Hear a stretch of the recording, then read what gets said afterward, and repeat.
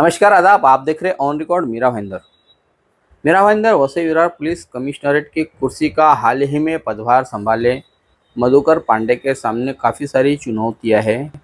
कुछ ऐसी चुनौतियां भी है जिनके कार्य प्रणाली पर सवाल खड़े किए जा सकते हैं। जिसकी बात आज मैं करने जा रहा हूँ वो है मीरा भाईंदर और वसई विरार पुलिस कमिश्नरेट के अंतर्गत आने वाले पुलिस थानों में तैनात कर्मचारी और अधिकारियों के तबादले का मुद्दा। जी हाँ, इस मुद्दे पर बात करना इसलिए भी ज़रूरी है कि तत्कालीन आयुक्त सदानंद दाते सर ने ऐसे कई सारे भ्रष्ट और दागदार अधिकारी और कर्मचारियों को निलंबित कर रखा था, या उन्हें घर बैठाए रखा था, या फिर उन्हें ऐसी जगह पर रखा था कि जहां पर कोई कमाई का जरिया ना हो। ऐसे पुलिस अधिकारी और कर्मचारी वो अब तबादले के लिए बहुत आतुर हो चुके हैं। पुलिस सूत्रों की अगर माने तो कुछ ऐसे भ्रष्ट अधिकारी हैं जिन्होंने अपने कार्यकाल के दौरान कुछ ऐसे काम किए हैं जिसके चलते पुलिस महकमे पर उंगलियां उठी थी, पुलिस की छवि खराब हुई थी, पुलिस पर कई सारे एलिगेशंस लगे थे। ऐसे अधिकारियों को सदानंद दाते ने अपनी जगह पर बिठाए रखा था, और जब तक ये ऐसे भ्रष्ट अधिकारी घर पर या ऐसे किसी साइड पोस्टिंग पर बैठे रहे तब तक का उस इलाके का या उस पुलिस स्टेशन का नाम खराब नहीं हुआ। ये तो खैर तत्कालीन आयुक्त सदानंद दाते की ईमानदारी है कि उन्होंने कई सारे मामलों में बड़े बड़े मंत्रियों की बात भी नहीं सुनी, बड़े बड़े नेताओं की बात नहीं सुनी, और वो वही किया करते थे जो नियम में बैठता है। नियमों का इस्तेमाल कैसे किया जाए इसकी एक बहुत उम्दा मिसाल तत्कालीन आयुक्त सदानंद दाते के रूप में देखी जा सकती है।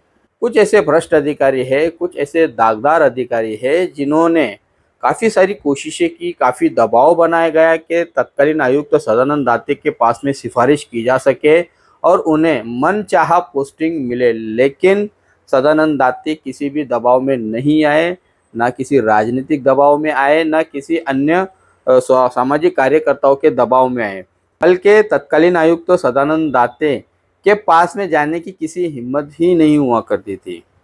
जब तक सदानंद दाते रहे ना तो उन्होंने उन अधिकारियों को वहाँ पर पोस्टिंग दी और ना ही उन अधिकारियों के लिए उन्होंने कोई अच्छा काम किया। चूँकि जो दागदार अधिकारी है उन्हें ज़रूर ऐसी जगह पर बिठाए रखना चाहिए जिसके चलते पुलिस की छवि खराब ना हो, और यही बहुत बढ़िया और उम्दा काम तत्कालीन आयुक्त सदानंद दाते ने किया था। सदानंद दाते की जितनी भी तारीफ की जाए उतनी कम है। उनके बारे में कहना यानी एक तरह से सूरज को रोशनी दिखाने के जैसा होता है। अभी हाल ही में एमबीवीवी पुलिस कमिश्नरेट का चार्ज संभाले मधुकर पांडे के बारे में बात करते हैं कि जिस तरह से अब आने वाले दिनों में जो चुनाव है उन चुनाव को देखते हुए हर नेता चाहेगा कि उसके इलाके में, उसके मतदार संघ में उसके मनपसंद का ऑफिसर हो, उसके मर्जी का ऑफिसर हो, ताकि चुनाव में उन्हें मदद मिल सके। अब देखना यह है कि क्या राजनीतिक दबाव में आकर एमबीवीवी के आयुक्त मधुकर पांडे ऐसे निर्णय लेंगे कि जिसके चलते पुलिस की कार्यप्रणाली पर सवाल उठ सके।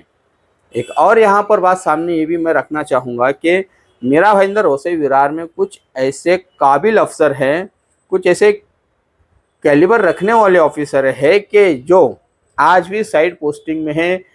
उन्हें आज भी इंतज़ार है कि उन्हें कोई अच्छा पुलिस स्टेशन मिल सके ताकि पुलिस का नाम रोशन हो और उस इलाके के वारदातों पर, उस इलाके के जुर्म पर काबू पाया जा सके। लेकिन किसी कारणवश वो अधिकारी ना तो खुलकर बोल पा रहे हैं और ना ही उनके साथ में किसी नेता ने कभी कोई नरमी बरती है। नेता तो यही चाहेगा कि उसके इलाके में उसके मर्जी का ही अधिकारी आए। लेकिन सबसे बड़ा मुद्दा ये है कि ऐसे हालात में, जबकि आगामी दिनों में चुनाव है और कई सारे ऐसे भ्रष्ट अधिकारी जिन्होंने पुलिस का नाम खराब किया था, जिनके कार्य से पुलिस की छवि खराब हुई थी, ऐसे पुलिस अधिकारियों को क्या उनका मनपसंद पुलिस स्टेशन मिलेगा, ये आने वाले दिनों में हमें पता चलेगा। एक तरह से एमबीवीवी के पुलिस आयुक्त मधुकर पांडे के लिए ये एक अग्नि परीक्षा होगी, एक चुनौती से कम नहीं होगी कि वो कौन से अधिकारी का कहाँ पर तबादला करते हैं, कौन से अधिकारियों को किस पुलिस स्टेशन में उन्हें बतौर इंचार्ज भेजा जाता है। दागदार पुलिस अधिकारी है जिनके चलते पुलिस महकमे का नाम खराब हुआ था, क्या ऐसे अधिकारियों को दोबारा पुलिस स्टेशन मिलेगा या नहीं मिलेगा, ये तो आने वाले दिनों में होने वाले तबादले को देखते ही पता चलेगा। आखिर में जाते जाते ये भी मैं आप सबको बताता चलूँ कि पुलिस महकमे में दो किस्म की पोस्टिंग होती है। एक पोस्टिंग होती है चॉइस पोस्टिंग और दूसरी होती है पनिशमेंट पोस्टिंग।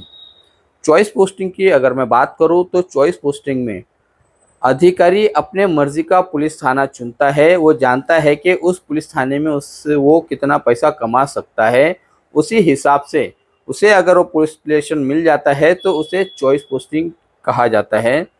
चॉइस पोस्टिंग मिलने के पीछे बहुत सारा आर्थिक लेन देन भी करना पड़ता है कंसर्न ऑफिसर को।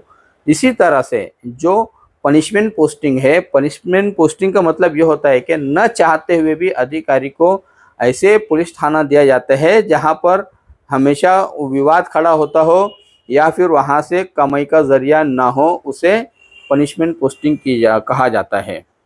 मिसाल के तौर पर मेरा भाईंदर वसई विरार का एक नया नगर पुलिस थाना ऐसा है जिसे पनिशमेंट पोस्टिंग कहा जाता है, जो हमेशा विवादों में घिरा हुआ रहता है।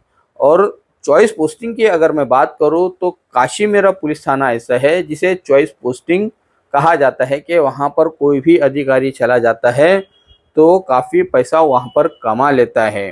हालांकि ये काशीमीरा इलाका एक ऐसा विवादित इलाका है कि जहां पर सबसे ज़्यादा डांस बार और लॉजेस है, जहां पर हमेशा ट्रैफिक आता जाता रहता है, जहां पर बहुत सारा ऐसे कुछ काम चलते हैं कि जिसके चलते काशीमीरा पुलिस स्टेशन के अंतर्गत आने वाले ऑफिसर को काफ़ी अच्छी कमाई हो जाती है, ऐसा माना जाता है।